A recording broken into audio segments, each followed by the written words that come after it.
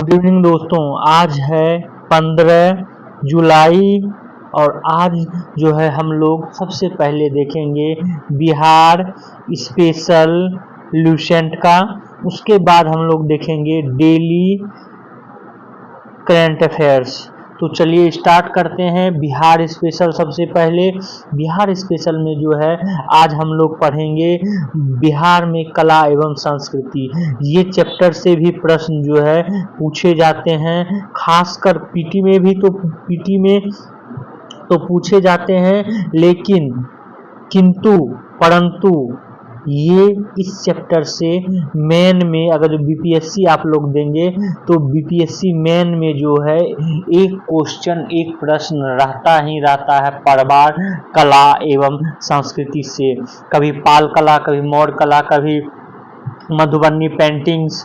तो इस तरह से जो है एक ना एक कला और मौर्य कला, इस तरह से एक ना एक जो है रहता है। तो ये इम्पोर्टेंट है, आप लोग जो है इसको अच्छे से देखिएगा। अभी अगर जो पढ़ लेंगे तो उसके बाद जो है इस चैप्टर को तो आपको आगे मेन में कम पढ़ना पड़ेगा या नहीं पढ़ना पड़ेगा। और इस वीडियो को जो है आप लोग जरूर शेयर करें क्योंकि ये इम्पोर्टेंट टॉपिक है।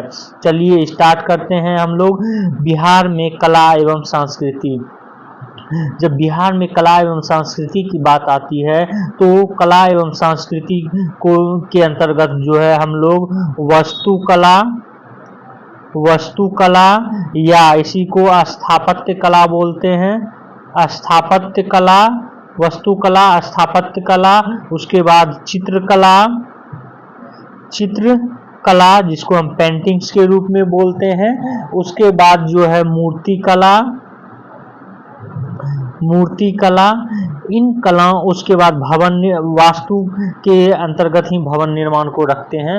तो इन कला एवं संस्कृति को जो है कला को इस तरह हम डिवाइड करते हैं। तो एक एक कर हम इन कलाओं के बारे में जो है जानेंगे। तो आज सबसे पहले हम लोग जानेंगे बिहार में वास्तु कला, स्थापत्य कला के बारे में।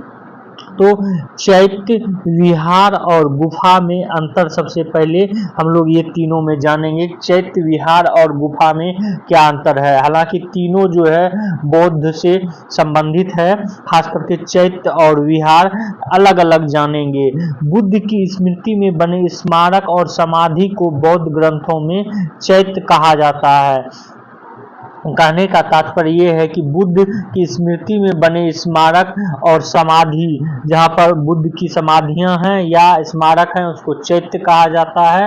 वस्तु कला की दृष्टि से इनका नाम स्तूप रखा गया है और इसी स्तूप भी के रूप में भी इंगित किया जाता है। हालांकि स्तूप जो है ये उल्टे कटोरे के आकार का होता है, इस तरह से जो है स्तूप होता है। जबकि चैत्य जो है एक मंदिर की तरह या घर की तरह एक ढांचा हो सकता है।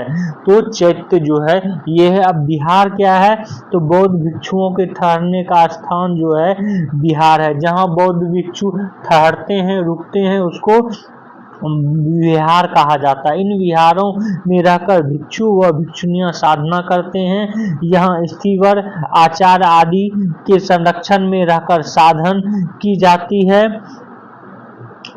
की जाती है। चीनी यात्री हेनसंग ने नालंदा के विहार का वर्णन अपने यात्रा वृत्तांत में किया है।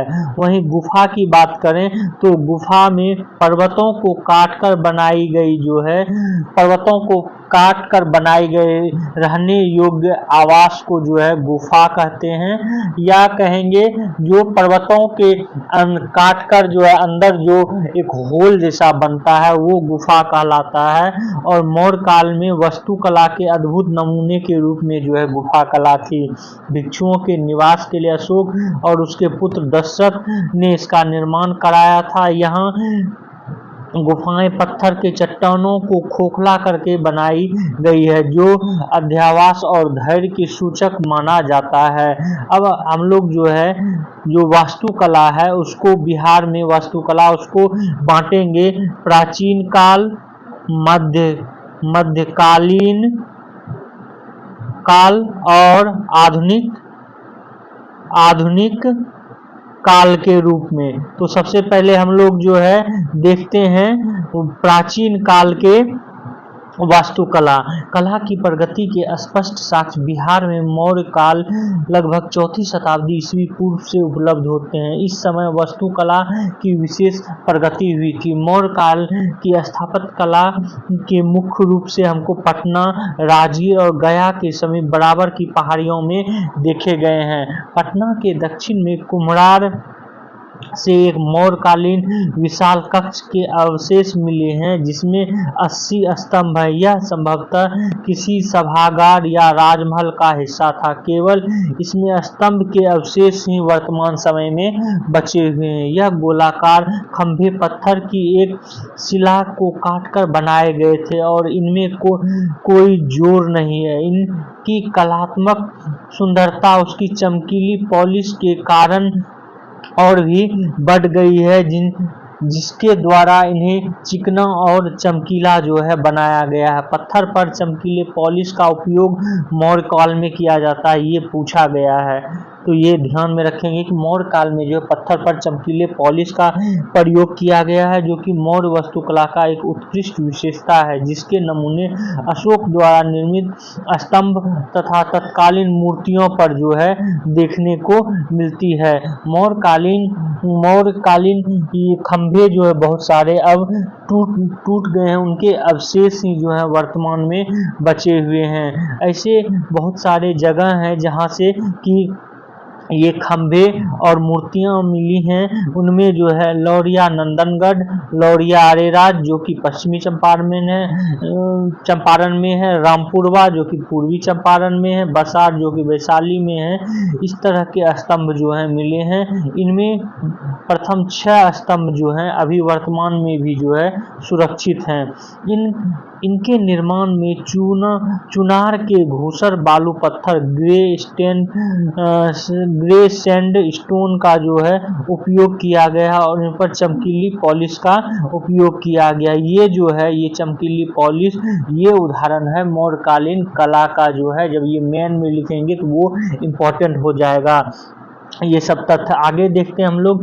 बराबर की पहाड़ियों की गुफाएं मौर्यकालीन स्थापत्य का जो है एक अन्य उदाहरण प्रस्तुत करता है और ये बहुत ही महत्वपूर्ण उदाहरण प्रस्तुत करता है। इनमें अशोक और उसके पुत्र दशरथ के अभिलेख अंकित हैं, जिनसे पता चलता है कि इन गुफाओं का निर्माण आजीवक संप्रदाय के अनुयायियों और बौद्ध भिक्षुओं के निवास के लिए कराया गया था।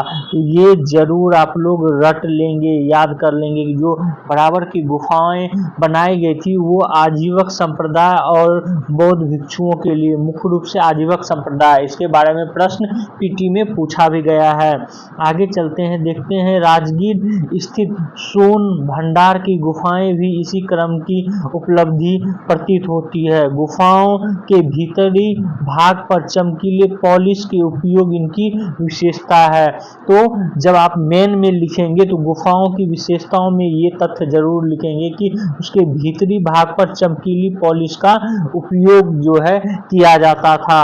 स्थापत्य कला के क्षेत्र में पाल शासकों की देन भी महत्वपूर्ण है।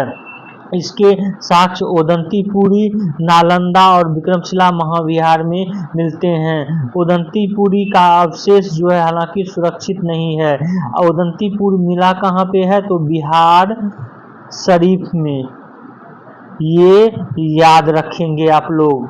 अगला देखते हैं इसी समय में नालंदा में विभिन्न युग के बने मंदिर स्तूप बिहार देखने को मिलते हैं। भिक्षुओं के रहने के आवास एक निश्चित योजना के आधार पर बने हैं, जिसमें खुले आंगन के चारों ओर बरामदे हैं जिनके पीछे कमरे हैं। इमारत 2 मंजिले थी। इनकी सीढ़ियां की व्यवस्था जो है की गई थी।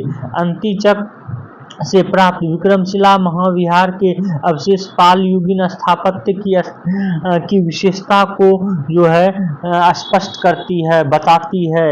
यहाँ एक मंदिर और स्तूप के अवशेष मिले हैं, दोनों ही ईंट के बने हैं। इनमें पत्थर और मिट्टी की बनी गौतम बुद्ध की विशाल मूर्ति जो है बहुत ही महत्वपूर्ण है। दीवारों के बाहरी हिस्सों पर मिट्टी की तख्तियों से सजावट का काम किया गया है। इन पर बौद्ध धर्म एवं वैष्णव मत दोनों का ही प्रभाव है।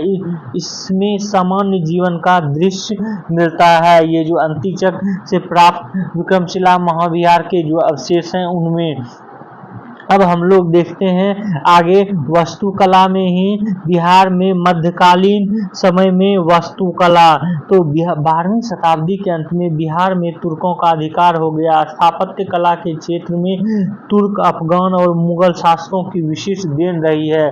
तुर्क के समय सबसे महत्वपूर्ण इमारत बिहार शरीफ स्थित मलिक इब्राहिम या मलिक बयां का मकबरा है। इसका निर्माण 1353 ईस्वी में हुआ और इस पर दिल्ली के समकालीन तुगलक शैली का प्रभाव है। इसकी सीधी प्रेरणा गयासुद्दीन तुगलक के मकबरे से ली गई है, जिसका प्रमाण ढलानी दीवार और लंबेतेरे गुम्बद जो है देखा गया है। यहाँ पर आपको ये भी बता दें कि तुगलक काल में बिहार की जो है राजधानी कहाँ थी? बिहार की राजधानी, तो बिहार की राजधानी थी बिहार शरीफ। ये मुख्य तथ्य जो है आप लोग जरूर याद रखेंगे। अगर इसको याद रखेंगे तो आपका जो है एक जो है आप बना सकते हैं, ये जो आप एक क्वेश्चन कर सकते हैं, क्योंकि बाद में जो है ये बना हुआ है। बिहार शरीफ के बाद फिर पटना जो है शेरशाह के काल में और मुगलों के काल में जो है राजधानी बना बिहार के। तुगलकों के काल में बिहार शरीफ था। तो ये भी इम्पोर्टेंट तथ्य याद रखेंगे। अगला देखते हैं हम लोग अफगान शैली का प्रतिनिधि सासाराम में स्थित 3 मकबरे जो हसन खां, शेरशाह और इस्लाम शाह के हैं उससे होता है। तो अफगान शैली का जो बनाया गया ये 3 मकबरे बनवाए गए हैं और ये बिहार में सासाराम में हैं। अगला हम लोग देखते हैं, अगला है कि इसी के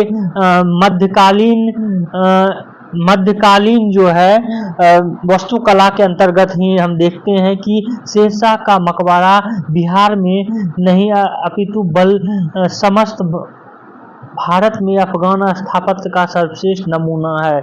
इसका निर्माण 1535 से 1545 में पूरा हुआ है।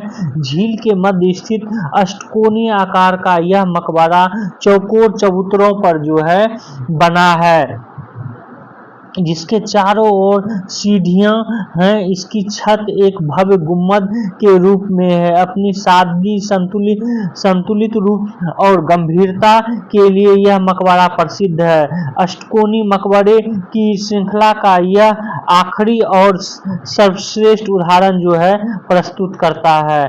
अगला हम लोग देखते हैं शेरशाह के पुत्र तथा उत्तराधिकारी इस्लाम शाह का मकबरा भी इसी ढांचे का था, परंतु अपनी विशालता के कारण वह अधूरा जो है रह गया था। शेरशाह की तरह बख्तियार खां का मकबरा भी सासाराम के सूरी मकबरे के ढांचे से चैनपुर में बनाया गया था। अब जो है मुगल कालीन देखते हैं। मध्यकालीन इतिहास में ही मुगल काल में जो वास्तुकला निर्मित हुई है बिहार में, उसके बारे में। स्थापत्य कला की मुगल शैली का बिहार में सुंदर उदाहरण 1617 ईस्वी में निर्मित शाह दौलत का मनेर स्थित मकबरा है। ये जो है जरूर आप लोग ध्यान में रखेंगे।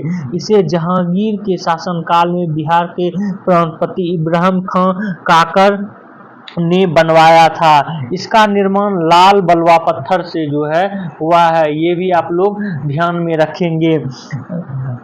इस पर अकबर के अधीन विकसित संश्लेषित शैली का प्रभाव भी जो है देखने को मिलता है। मकबरे की मुख्य इमारत मुगल कालीन मकबरे की 4 बाग शैली का अनुरूप है। 4 बाग शैली को जो है बाबर ने हालांकि विकसित किया था भारत में, और इस शैली का प्रभाव जो है इस पर पड़ता है, इस मकबरे पर पड़ता है। तो ये भी ध्यान में रखेंगे 4 बाग शैली किसकी देन है। आगे देखते हैं, इस काल में बिहार में थोड़े से हिंदू मंदिर निर्मित हुए थे। इनमें पटना में जो है, पटना से 18 मील की दूरी पर बैकटपुर में शिव मंदिर, जिसके राजा मानसिंह ने आर्थिक सहायता दी थी। रोहतासगढ़ में निर्मित हरिश्चंद्र मंदिर का निर्माण का श्रेय भी मानसिंह को जाता है। अब हम लोग देखते हैं आगे आधुनिक वास्तुकला के बारे में। जब आधुनिक वास्तुकला देखते हैं तो वास्तुकला जो है मुख्य रूप से हॉलैंड और पुर्तगाली और आधुनिक काल में, और साथ ही साथ अंग्रेजों ने कुछ वास्तुकला का जो है यहाँ पर निर्माण किया है।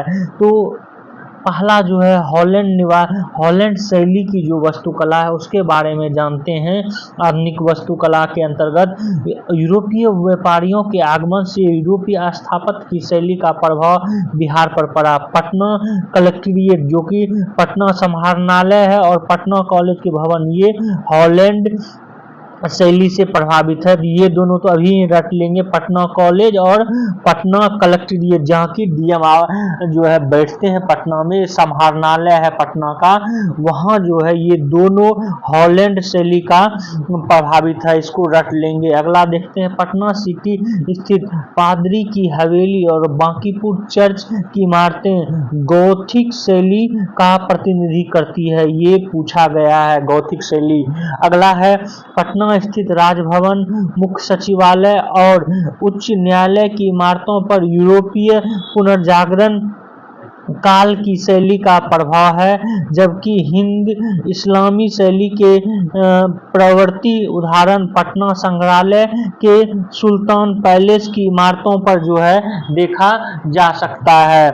आगे हम लोग देखते हैं बिहार में मूर्ति कला के बारे में। तो बिहार में मूर्ति कला भी प्राचीन, मध्यकाल और आधुनिक काल में जो है विकसित हुए हैं।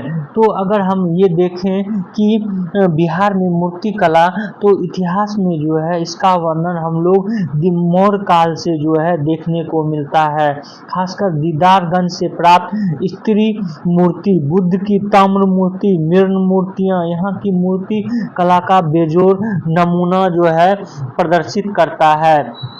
बुद्ध की मूर्ति 75 फीट ऊंची, इस मूर्ति को गुप्त काल में एक श्रेष्ठ रचना माना जाता है।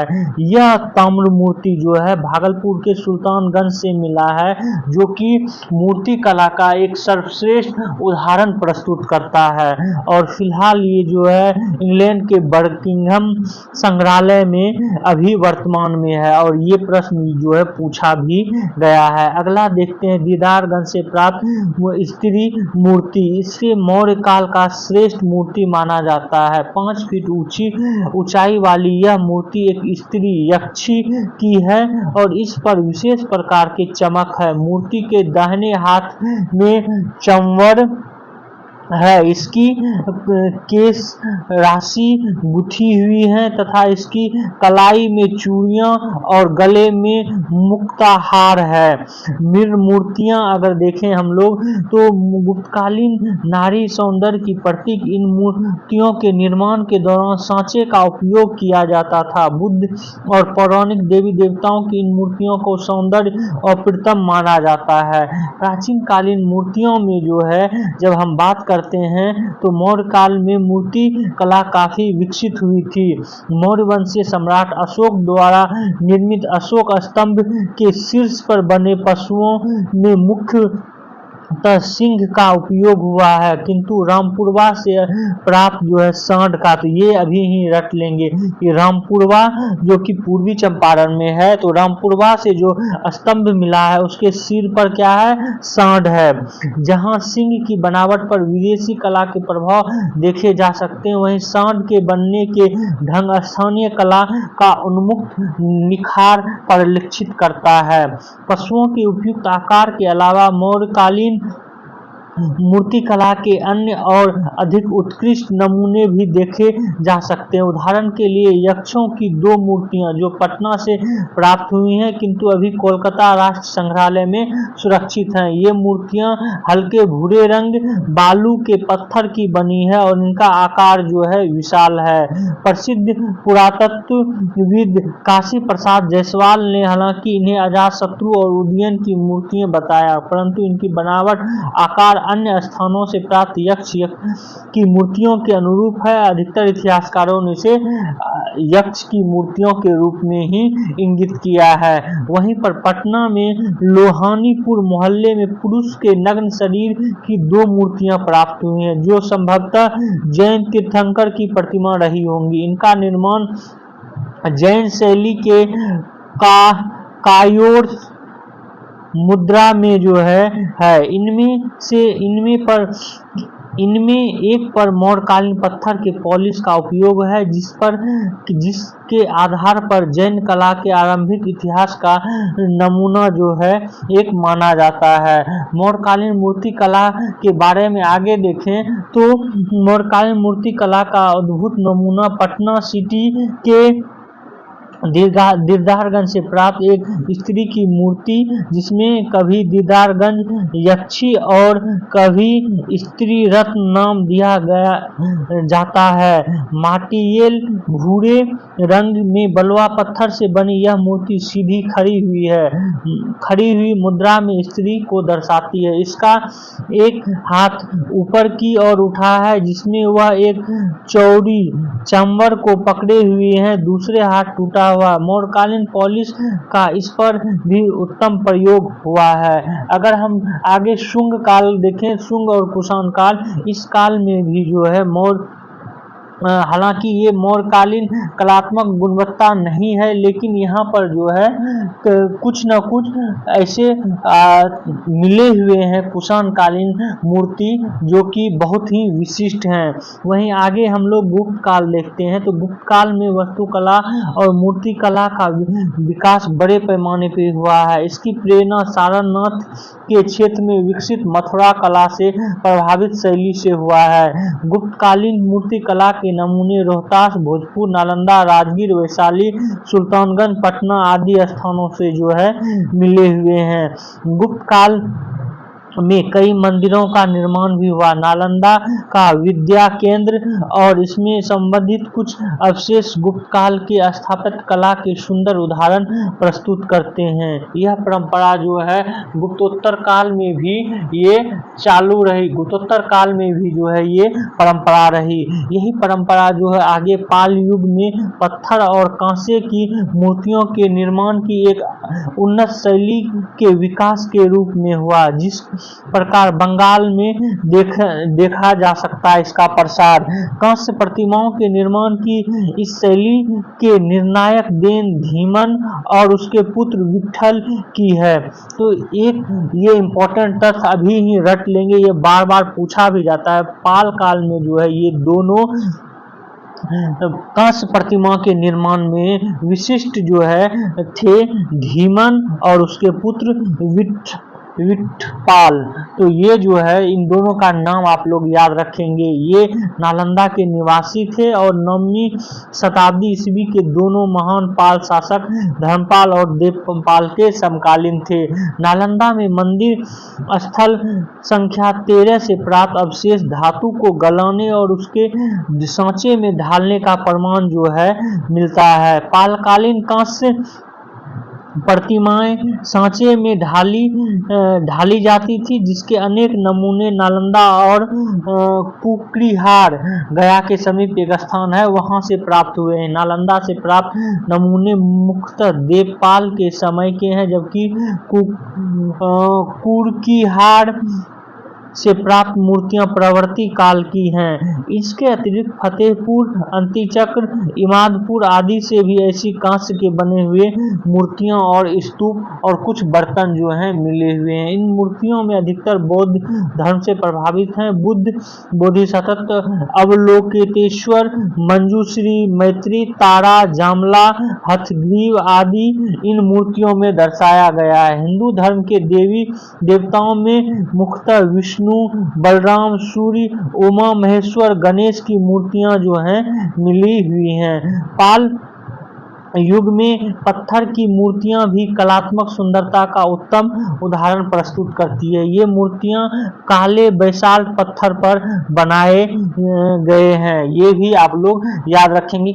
पाल काल में जो है वो पाल युगीन काले बेसाल्ट पत्थर पर मूर्तियां बनाई गई, जो संथाल परगना और मुंगेर जिले की पहाड़ियों से प्राप्त होती थी। इन मूर्तियों में मुख्यतः देवताओं का ही चित्रण किया गया है, जिसमें प्रधानतः बुद्ध मूर्तियों की है। शैव मत और जैन मत का प्रभाव भी कुछ कुछ देखने को मिलता है। पाल युगीन अधिकांश मूर्तियों में गौतम बुद्ध के जीवन के महत्वपूर्ण घटनाओं को दिखाया गया है, जैसे उनका जन्म, ज्ञान प्राप्ति, प्रथम धर्मोत्सव और निर्माण की प्राप्ति जो है।